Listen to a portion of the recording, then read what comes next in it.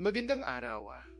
Samahan niyo kung pakinggan ang isang kwento kung saan isang karanasan ang magdudulot ng isang malaking pagbabago sa buhay ng isang mag-asawa. Naitago na lang natin sa pangalang Carla at James.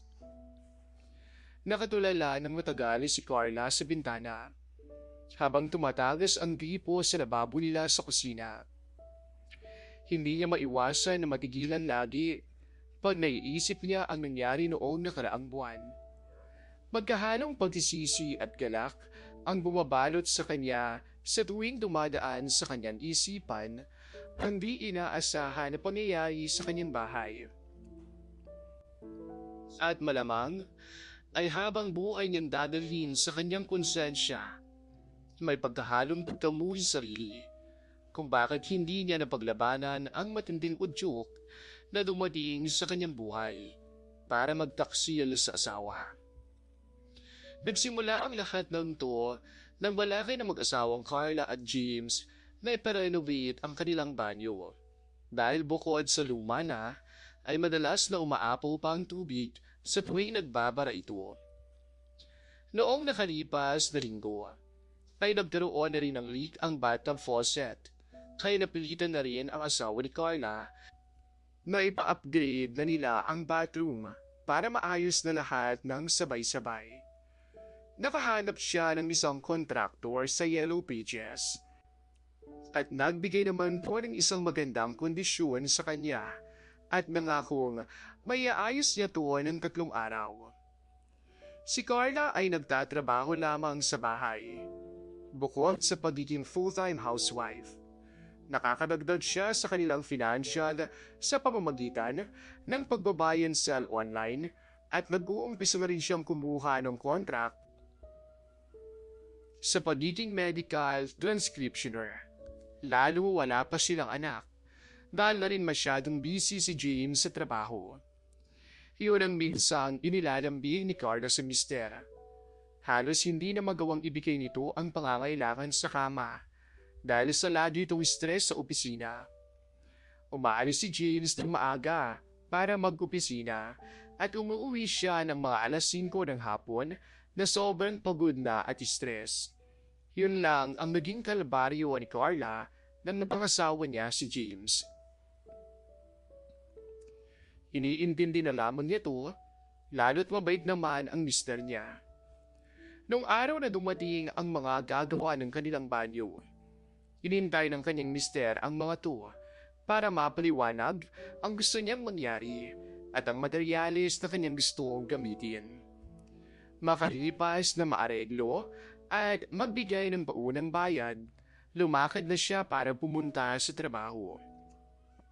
Naiwang mag-isa si Carla para bantayan ang mga trabahador. 3 lalaki ang mga to. Isa dito ay si Arnel na may magandang pangangatawan at tindig. Siya ang namumuno sa grupo at ang kausap ng kanyang mister sa gagawing trabaho. Ang dalawa naman ay hindi nakikialam at sumusunod lamang kay Arnel. Tinawag ni Arnel ang isa na Bok at ang pangalawa ay Tol dahil kapatid niya to.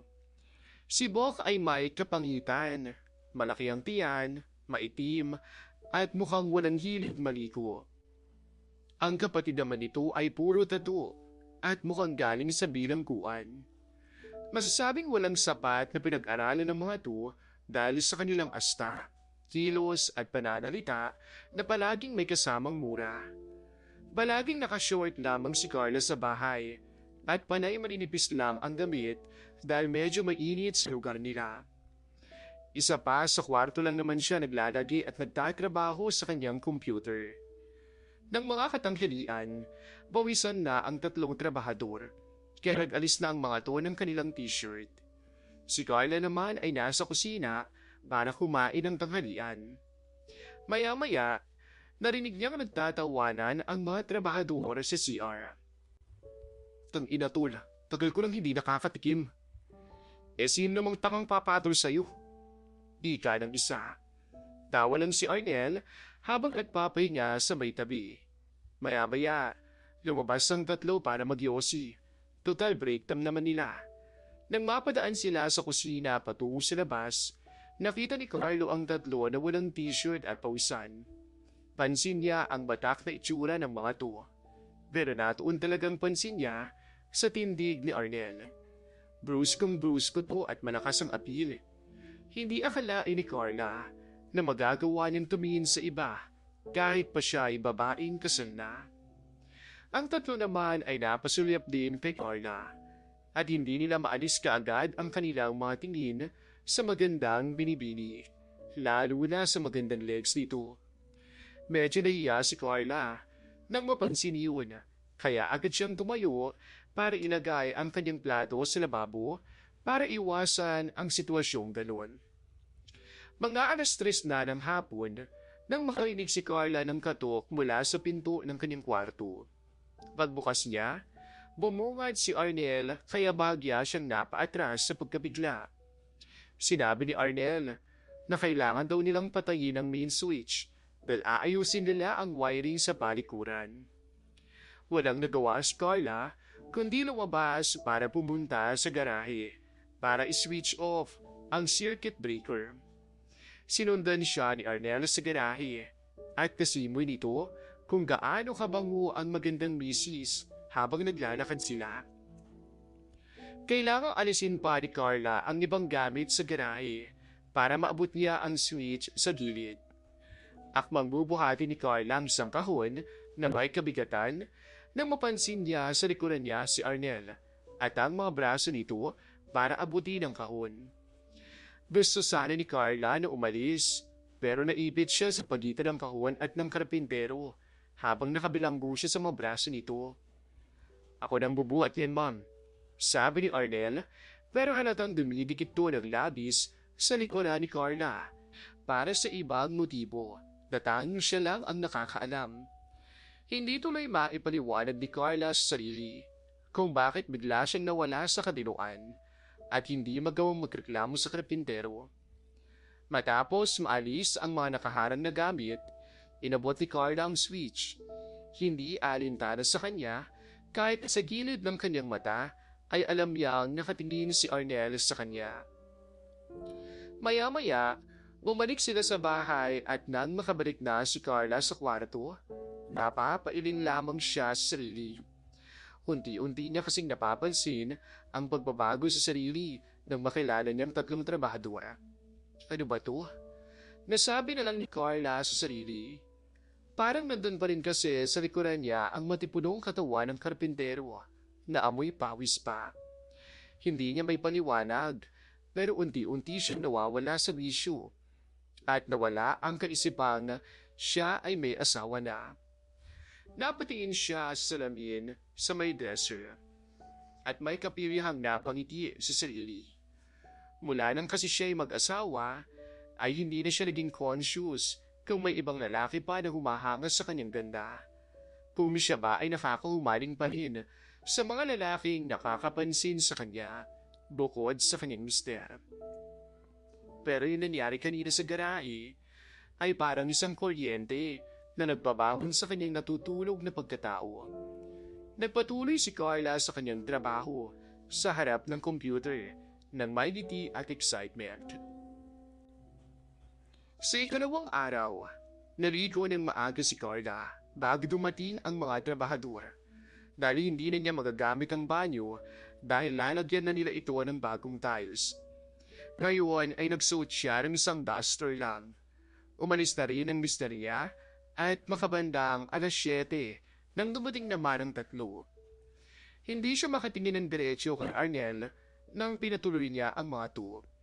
Napapapito naman si Bo nang makita si Carla at nagtawanan naman sina Arnel at ang kapatid nito. Medyo naiinis si Carla sa pambabastos ni Bo pero hindi na lang nito pinahalata.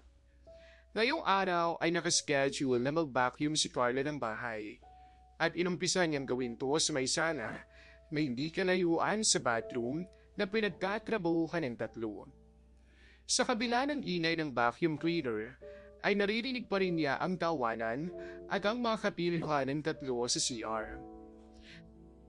Maya-maya, nag-ring ang telepono at pinatay ni Carla ang vacuum para sagutin to. Malilate ka ng uwi mamaya. Ulit ni Carla sa kausap ng mister sa kabilang linya. O sige, ilalagay ko doon sa fridge yung dinner mo para i-microwave mo pagdating mo. Baka tulog na ako pagdating mo mamaya eh. Sabi ni Carla.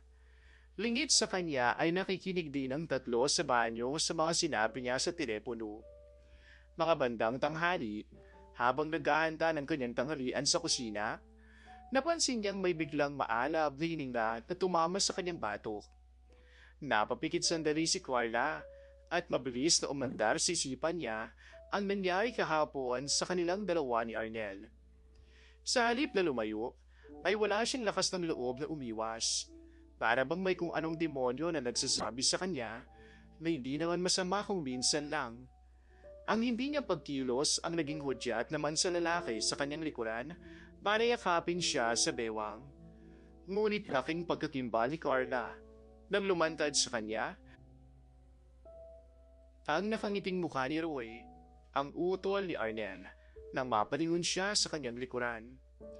Buong akala niya ay si Arnel ang yumakap sa kanya, pero iba pala. Walang yaka. Bastos ka! Sigaw ni Carla, pagkaya po sa kanya ni Roy. Nagpumigla si Carla, hanggang sa mapasandal silang dalawa sa may ref. Walang laban si Carla sa lakas ni Roy. Tinaas ng karpintero ang dalawang kamay niya habang nakasandal sa fridge. Tsaka tuluyang binihag ang mailap nitong labi. Isang malakas na bagwis ang dumapo sa gilid ng mukha ni Roy. Parang bumbilyang napundi ang paningin ni Roy at hilo itong bumagsak sa sahig ng kusina. Napasulap si Carla at natunghayan niya si Arnel na nakababa ang kamao habang si Roy ay nasa sahig at nakahawak sa kanang bahagi ng mukha. Anong usapan natin ha? Sigaw ni Arnel. Umiyak si Carla at nanginginig to ang nakalugmok sa sahig. Nilapitan niya si Arnel at dahan-dahan tong tinayo. Sa mga oras na yun, naiisip ni Carla na muntik na siyang mapagsamantalahan sa loob ng kanyang bahay at wala pang kanyang asawa para ipagtanggol siya. Sa mga oras na yun, si Arnel ang lalaking nagligtas sa kanya sa kapahamakan. Napayakap si Carla kay Arnel habang umiiyak. Tayo sa kwarto. Mulong ni Arnel at inakbayan niya si Carla para ihatid ang babae sa silid nito. Parang wala pa rin sa sarili si Carla dahil sa mga pangyayari at hindi na niya pinansin si Arnel sa kwarto nang umupo sila sa gilid ng kama. Pahinga ka lang dyan. Akong bahala sa lagong yun. Hiniga siya ni Arnel habang nakapikit si Carla. Sabay tinakpan niya ang kanyang mata ng kanyang kanang braso. Magulo ang isip ni Carla ng mga oras na yun. Hindi niya alam kung tatawag ba siya sa asawa niya para ipaalam ang nangyari. Guilty din siya dahil alam niya rin hindi siya tumutol noong hindi pa niya alam na si Roy ang yumakap sa kanya. Salungat man sa tamang pangangatwiran, ang kanyang kahinaan ay tila nabuwag. Kasabay ng mga kalituhan sa isip ni Carla, ay unti-unti ang napansin ang mga haplos at alik sa kanya ni Arnel. Alam niyang nandoon pa rin ang karpintero, pero hindi niya magawang magreklamo sa pinaghalong emosyon at pagkabigla sa mga nangyari. Sa puntong yun, ay madaling naisuko ni Carla ang sarili, lalo na nang maitaas ni Arnel ang duster niya. Napayakap na lang ng kusa si Carla sa lalaking hindi niya asawa. Buong puso niyang hinayaan si Arnel na magpakasasa sa kanya. Total ay may lihim din siyang paghanga para sa karpintero. Ngunit sa isang iglap, ay dumating pa ang dalawa pang trabahador sa kwarto niya. Lingid sa kaalaman niya ang set-up na nangyari kanina. Isa lamang yung drama para mapaamo siya ni Arnel.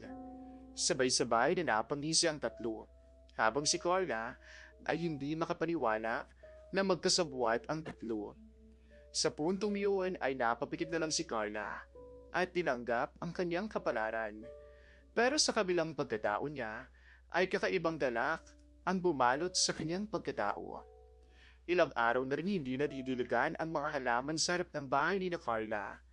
Laging sinasabi sa balita na uulan sa bandang hapon At tama nga, dumidilim ang mga ulap pero hindi naman natutuloy ang pagbagsak ng ulan. Nang araw na yun, kinahapunan, noon lang talaga nag-umpisang umulan na tumulong magpahupa sa dating maalinsangan na panahon. At parang isang malakas na ulan ang bumuhos sa loob ng bahay ni Carla. Nandoon si Carla, nakahiga sa paanan ng kama. Ang suot ay nagkalat sa may sahig. Nakabalandra ang iniinatang damal sa 3 trabahador na binayaran ng kanyang asawa para ayusin ang kanilang banyo. At ngayon ay nakapaikot sa kanya ang mga to na hindi maipaliwanag ang ayus sa isa't isa. Ang 3 karpintero ay di makapaniwala sa biyayang pinagkaloob sa kanila ng mga araw na iyon. Hindi nila akalain na sa buong buhay nila ay magkakaroon sila ng pagkakataon na makasama sa kama ang isang senteng babae. Hindi gaya ng mga bayaran na nakasanayan nilang patulan. At alam nila sa sarili na si Carl naman ay nakinabang at nag-enjoy din sa nakaw at pambihirang pagkakataon na iyon. Nagkaroon ng galak sa mukha ni Arnen nang mapansin ang kusang pagtugon ni Carla sa kanila. Sa loob lamang ng isang araw, ay nagawa niyang baguhin ang isang edukada at disenteng babae na maging sunod-sunuran sa kanila at handang tuparin anuman ang kahilingan nila. Aminado si Carla na parang nasa kawalan siya ng oras na yun. Para siyang hamo sa alak kahit hindi naman nakainom. Doon niya napagtanto ang natatago niyang pagkatao. Doon niya napatunayan na siya'y likas na makasalanan. Halos mawala ng malay sa pagod si Carla nang tuluyang magsialisan ang 3 karpintero sa bahay niya hanggang makatulog siya. Nagising siyang pagod pa rin at wala ng 3. Nag-uumpisa na rin kumagat ang dilim sa labas. Mabilis na nag-ayos ng sarili si Carla at pagkatapos ay kumain ng hapunan. Binalitan din niya ang bedsheet at natulog na siyang muli. Hindi na bumalik ang 3 kinabukasan. Mga finishing na lang naman ang kailangan, pero nagtataka ang kanyang asawa dahil hindi pa niya naibigay ang balansing bayad sa mga manggagawa. Kung ayaw nilang mabayaran, silang nawalan, hindi ako. Masaya pang sinabi ng Mr. ni Carla na para bang naisahan niya ang mga to. Hindi kumibo si Carla sa sinabi ng asawa. Kung alam lang sana nito.